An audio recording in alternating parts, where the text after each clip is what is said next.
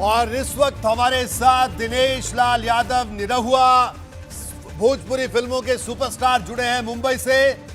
जी दिनेश लाल यादव जी, आपका स्वागत है एबीपी गंगा में। बहुत बहुत धन्यवाद सर, बहुत बहुत धन्यवाद जी तो दिनेश भाई, ये बताइए क्या कहना आपका, जो योगी सरकार ने ये फैसला लिया कि भोजपुरी फिल्में, वो भोजपुरी फिल्में जिन फिल्मों को आप जैसे कलाकार आपको पूजते हैं, आप हीरो हैं पूरे हमारे उत्तर प्रदेश के, बिहार के, लेकिन कई फिल्मों में जो फूहड़ता है, अब उन्होंने निर्णय लिया है कि जिन फिल्मों में फूहड़ता होगी उन फिल्मों की एड उनको नहीं दी जाएगी, रोक दी जाएगी। इस फैसले पर आपकी पहली प्रतिक्रिया, क्या कहना है आपका? बहुत ही सराहनीय काम हुआ है और ये तो होना बहुत पहले चाहिए था, लेकिन अब हुआ है तो बहुत अच्छा लग रहा है। और यही हम सबका सपना था कि भोजपुरी सिनेमा जिस तरह से शुरुआत हुई थी, भोजपुरी सिनेमा की जिस तरह शुरुआत किया था राजेंद्र प्रसाद जी के कहने पे, नाजिर हुसैन साहब ने पहली फिल्म बनाई थी जिसका नाम था हे गंगा मैया तो है पियरी चढ़ाई को। जी उस तरह का सिनेमा बने, ये बचपन से हम भी जब सिनेमा देखते थे तो हमारी भी यही इच्छा थी।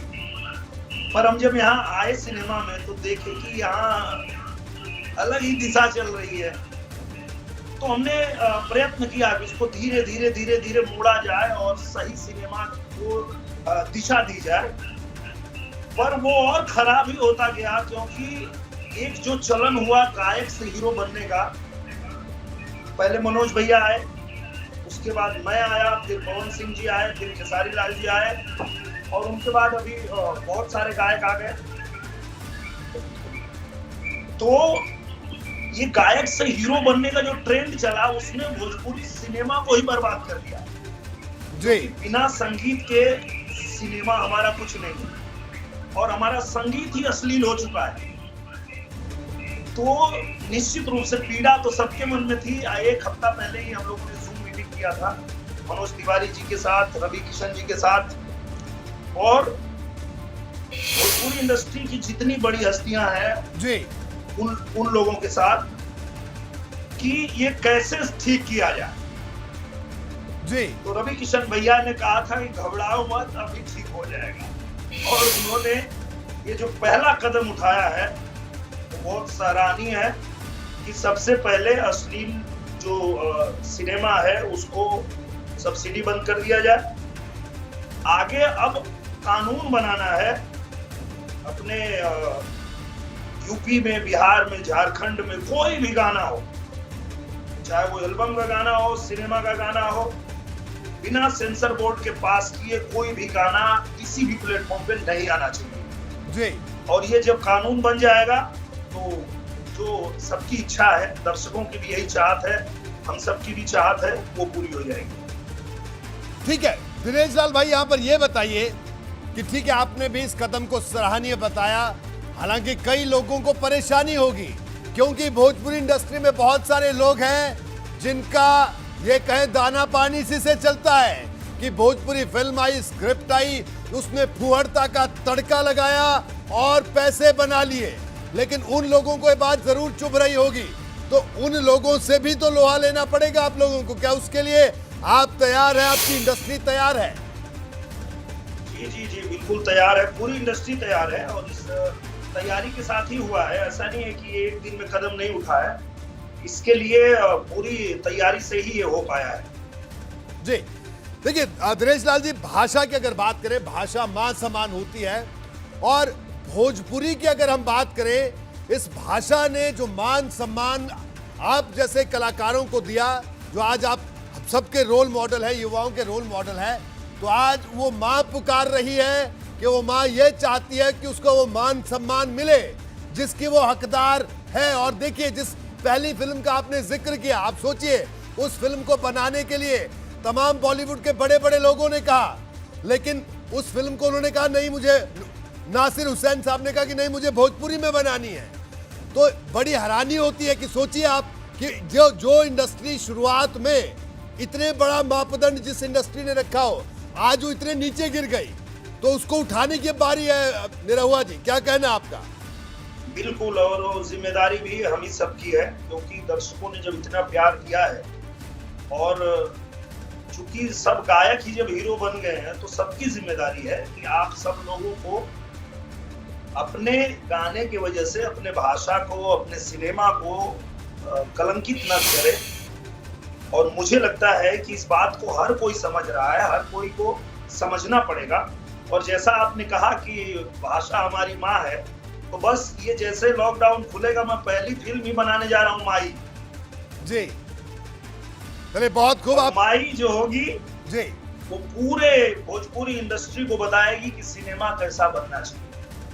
जी, बिल्कुल आपको शुभकामनाएं इस फिल्म के लिए और इस प्रोजेक्ट के लिए, क्योंकि एक बड़ा आप निर्णायक कदम ये प्रोजेक्ट आप उठा रहे हैं। लेकिन एक और अहम बात मैं आपसे जानना चाहूंगा कि देखिए, एक तरफ ये जंग है और एक तरफ जिसे कहा जाए ये स्वच्छता अभियान है। यानी मैं आपको बताता हूं, देखिए आप एक बात सुनिए, मुझे आप बात बताइएगा दिनेश लाल जी। पंजाबी फिल्म इंडस्ट्री भी है, मैं हमेशा देखता हूं पंजाबी फिल्म इंडस्ट्री को, वो लोग अपने कल्चर को इतना बड़ा दिखाते हैं, इतना महिमा मंडित करते हैं। अच्छी बात है, मैंने आज तक कोई भी पंजाबी फिल्म आप अपने पूरे परिवार के साथ बैठ के देख सकते हैं। लेकिन हम लोग अगर बात करें, हम पूर्वांचल के लोग, अगर हम यूपी बिहार के लोग अगर हम अपनी बात करें, हमारा कल्चर भी उतना समृद्ध है। लेकिन हम लोगों ने अपने सिनेमा को ऐसा बना दिया कि अगर उस सिनेमा को देखना है तो शहर के कोने वाले सिनेमा हॉल में जाना पड़ेगा, घर में सबके साथ उस सिनेमा को नहीं देख सकते। तो कहीं ना कहीं यह भी एक बड़ा अंतर है। हमें अगर कोई एक इंडस्ट्री ऐसा कर सकती है, पंजाबी फिल्म इंडस्ट्री ऐसा कर सकती है, तो हम क्यों नहीं? पहले ही हो गया होता, लेकिन कोई ऐसी सरकार ही नहीं हमको मिली कि हम उन तक पहुंच के अपनी बात कह पाए, कानून बनवा पाए और इसको सुधार किया जा सके। पहली बात तो हमारे दो बड़े भाई, हमारे जो आदर्श हैं, संसद में पहुंचे हैं, चाहे वो रवि किशन भैया हैं, हमारे मनोज तिवारी भैया हैं, तो वो हमारे सिनेमा के लिए वहां भी आवाज उठा पा रहे हैं। आज माननीय मुख्यमंत्री जी योगी आदित्यनाथ जी ने इतना, मतलब एक हफ्ते के अंदर जो कार्रवाई कर दिया उन्होंने, आगे कैरी हो जाए, और ऐसा इतना जल्दी तो कभी हमने देखा ही नहीं कि कोई सुधार करने के बारे में सोचता है। पर अगर बाबा ने सोच लिया है, माननीय महाराज जी ने सोच लिया है, तो अब सफाई हो जाएगी, एकदम चिंता मत करिए।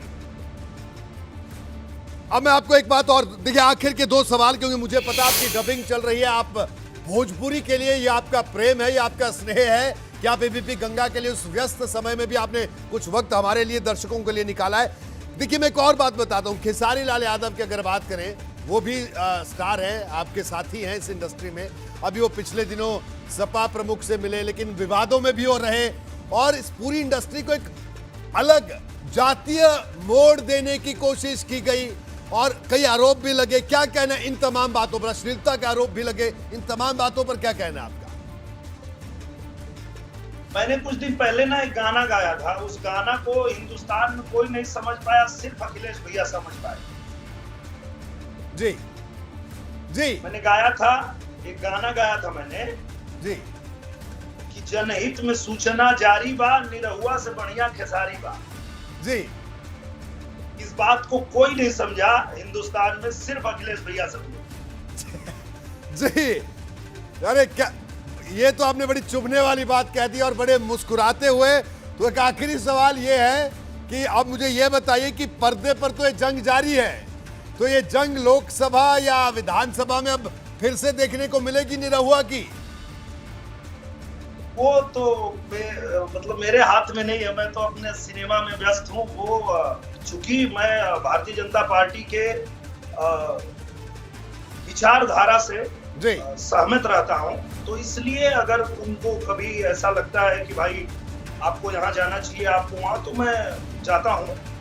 पर अभी तो मैं अपने सिनेमा में व्यस्त हूँ और मुझे जिम्मेदारी सब लोगों ने मिल के दी है कि आप जो है इसको अच्छी सिनेमा बना करके एक अच्छे ओर लेके चलो।